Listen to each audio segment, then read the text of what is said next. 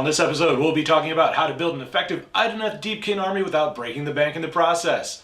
1,000 points or bust.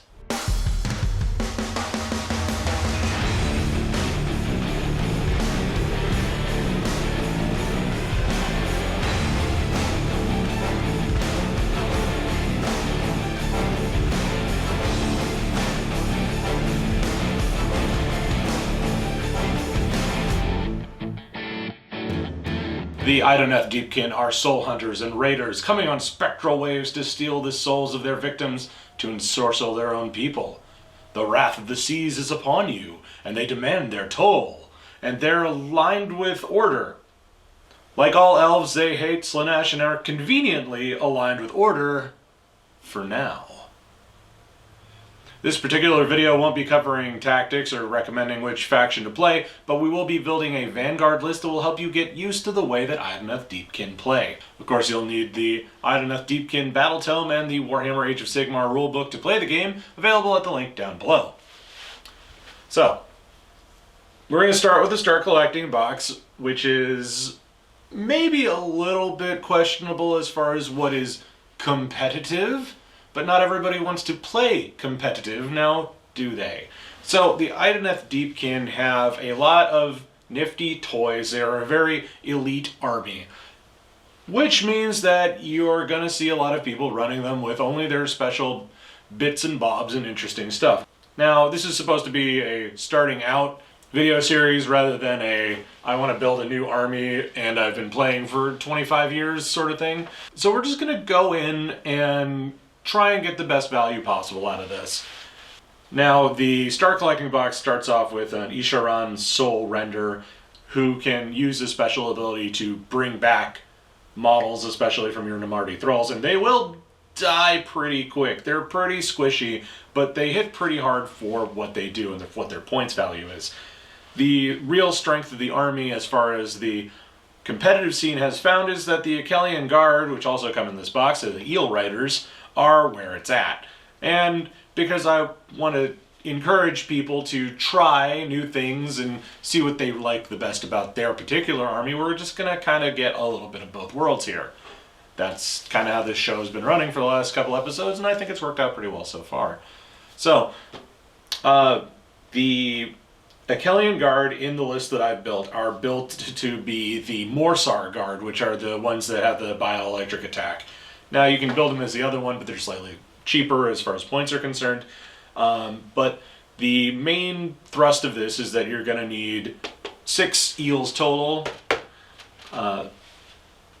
to fill out your battle line. Now, if you look just directly at the Idoneth Deepkin Battle Tome, you'll see that no, they're not actually battle line, not yet. That's why we've got Volchernos here, King of the Deep. Now, you can, of course, run him as just a regular, but his special ability will allow you to run the Morsar Guard as battle line and take up that slot for you. So you've got your 2 battle line units in your Namarti Thralls, and we're running 6 of these Morsar Guard as backup. We're just going to make a big blob of that because who doesn't love a mass cavalry charge, right?